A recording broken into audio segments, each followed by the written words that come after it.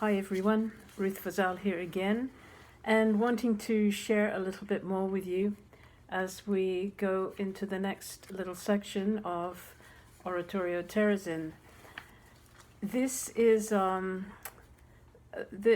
very powerful section for me for many reasons. Just a little bit about the process of writing it. You know, in all of this process, the text was the thing that drove everything. Before I even began to write the music, I knew that I needed to get the text. And so obviously I was really searching the scriptures to find the right things to express what I, in my little knowledge and ignorance in so many ways, could find. And so the next portion is where the choir sings from the Psalms, and we're looking at Psalm 88 and also Psalm 56. And in Psalm 88, it says, "I am shut in so that I cannot escape. My eyes grow dim through sorrow. Every day I call on you, O Lord. I spread out my hands to you. O Lord, why do you cast me off? Why do you hide your face from me?" And I found myself really entering into this feeling. And I have to say that the journey of writing the oratorio, in some ways it took me into a very dark place. And yet I knew that I had to go there. It was part of the journey and part of the journey of writing the music. I couldn't write from a place, in a sense of, I couldn't write from a place of light. I needed to write from a place of darkness. And so when the psalmist says, every day I called on you, I spread out my hands to you, why do you cast me off? It's important to feel it. And at times it took me into a very difficult place. And sometimes really kind friends would say, you know, come on, Ruth, you almost snap out of it. But I knew that I wasn't to snap out of it. I was to remain in it, and that was part of the journey. And so that was very much my experience in writing the piece. And the Lord, I believe, He used those feelings. I remember somebody once during this time said to me something to the effect of, well, you know, you're going through these things because God needs you to feel it so that you can write the piece. And I remember at the time thinking, well, isn't that a little harsh? But I truly believe it. I truly believe it now, because it's part of the sacrifice, it's part of the journey. And you know, I was responding, at this point, I was very much responding to the Lord Himself. You have to remember that this wasn't something I set out to do. I didn't set out to write a piece for the Jewish people. All I had prayed was, God, give me your heart. And He showed me that at the center of His heart are His people, Israel, the Jewish people. And so this is very much where I felt I was.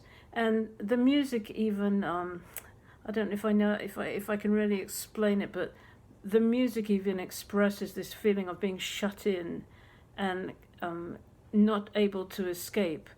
You know, the choir sing and they end on a note, and then another note comes down against it so that it can't go any higher. Maybe you'll be able to hear that as you listen. And then there's these beautiful verses where it says, "You kept count of my tossings, put my tears in your bottle. Are they not in your record?" And then this declaration, "In God I trust, I am not afraid. What can a mere mortal do to me?" What an expression of faith. And so I suppose in all of the piece, I was finding that there's always this tension between that calling out, feeling that God has somehow deserted us, and yet then at the same time saying, in God I trust, I'm not afraid. So the next poem of the children, this one written by Miroslav Koček, who was born March the 30th, 1932, and he was deported to Terezin at the age of 10 in 1942, and he died in Auschwitz in 1944. Let me read you this poem. The words are extraordinary. Almost a little humor in them. Terezin is full of beauty. It's in your eyes now clear, and through the street the tramp of many marching feet I hear. In the ghetto at Terezin, it looks that way to me, is a square kilometer of earth cut off from the world that's free. Death, after all, claims everyone. You find it everywhere. It catches up with even those who wear their noses in the air. The whole wide world is ruled with a certain justice, so that helps, perhaps, to sweeten the poor man's pain and woe. What words of the whole sense is that death catches up with even those who wear their noses in the air, that in the end even the proud, even those who think they're above it all, death catches up with them eventually. And so somehow that was helping this 10, 11-year-old child to deal with that reality that everyone's going to die at some point. Amazing. Now, the next chorus, the next thing that the choir, actually the adult choir and the children sing together, I want to tell you a story about this. This is based on Psalm 62 and Psalm 94. In Psalm 62 is God is a refuge for us. Those of low estate are but a breath. Those of high estate are a delusion. In the balance they go up.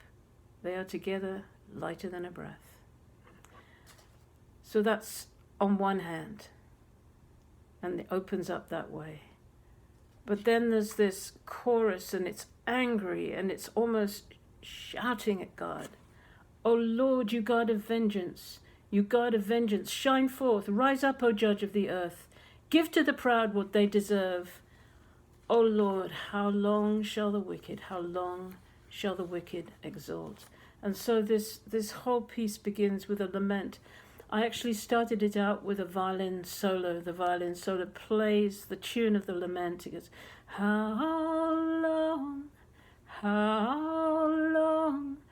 long shall the wicked exalt? And it goes on like that, and it's and so I started it on the violin, and I remember when I wrote it, the violin plays a solo, and then it finishes abruptly, and it's just like you hear the open strings of the violin as though somebody has snatched the instrument away from the violinist. And then this piece starts. How long shall the wicked exalt? It's very, very, it's very strong. There's a sense on which it's like almost a procession that's coming towards you, and it comes closer and closer, it gets stronger and stronger, and then it moves past you. And in the middle of it all, I knew that I was somehow to try to depict the tension that these words, obviously from Scripture, Christians in their churches would be reading these words, and Christians in their churches would be singing hymns. And I'm thinking especially in Europe, I'm thinking of one of the most famous chorales or hymns,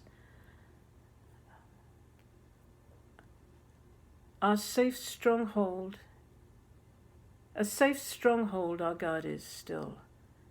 It's a sort of sense of God being a fortress, a mighty weapon, a place where we are held safe. So imagine this being sung in churches in Europe. A safe stronghold, our God is still. And da da da da da da da da da. And I wanted to bring this together with this lament. How long shall the wicked exalt? And so I'm thinking, I'm asking God, because you have to remember, and I think I shared last time, I hadn't trained as a composer. I trained as a violinist. I'm going, how do I do that? How do I bring these two things together and create this tension in the music? How do I do it? And so it was an incredible journey with the Lord of putting two things together that didn't really go together and creating this, it's like a clash. And it was a clash. It was a clash between the church and God's people Israel. The church ignoring what was happening right outside their doors, literally. They're singing a safe stronghold, our God is still. And outside, Jews are being taken off, put on the transports, taken off to camps, and killed. How could this be happening? And of course we know that there were those who did help the Jewish people. But I'm talking about the general state of the church. And I think in many ways, in every generation, we find ourselves guilty of these things. And so the Lord is, I believe, pointing this out to us again, right now. As we see that rise in anti-Semitism, and he's calling us to stand with his people. An amazing thing that happened when we were in Czechia. Before we went to Prague, we performed this in a place called Brno, at a very large cathedral.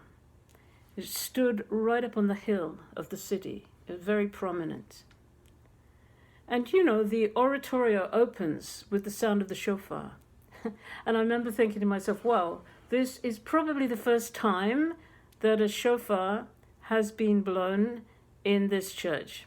Well, that was one thing. So that's at the beginning of the oratorio. Well, so when this piece comes, probably about 25 minutes into the piece, so we started the piece and we went through the piece, and it was very, very strong. All of that clash, all of that tension I was talking about.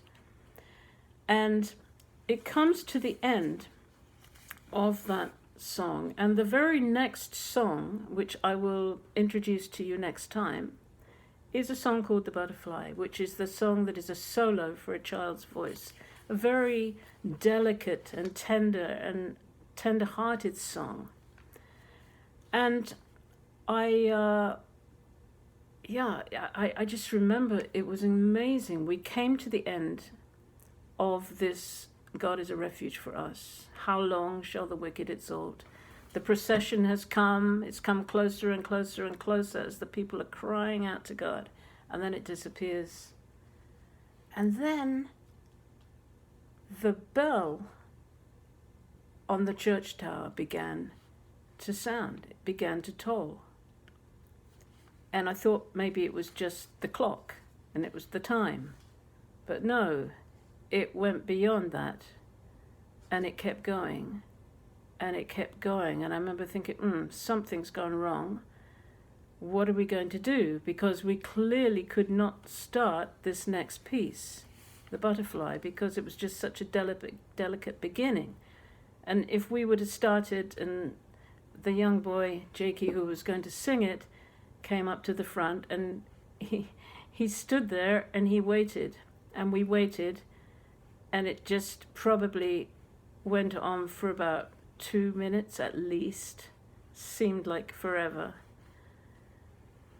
And and then it stopped, by which time the attention of all of the audience was held. And I remember thinking, wow, God really wanted to emphasize, of all the times for that bell to toll, right after we had done this piece that has the sound of that chorale, of that hymn, playing against the tension of the lament, how long shall the wicked exalt. So I will never forget that moment. So amazing. And so I think we were all stunned, especially the children in the choir, stunned by it, what had happened. So that's as far as this section goes, and I hope that what I've told you will help you to enter into it even more. Just continue to keep asking the Lord to touch your heart with those things that touch his heart, and very much to put his people on your heart. Bless you all. Thank you so much for listening, and I hope you enjoy the music.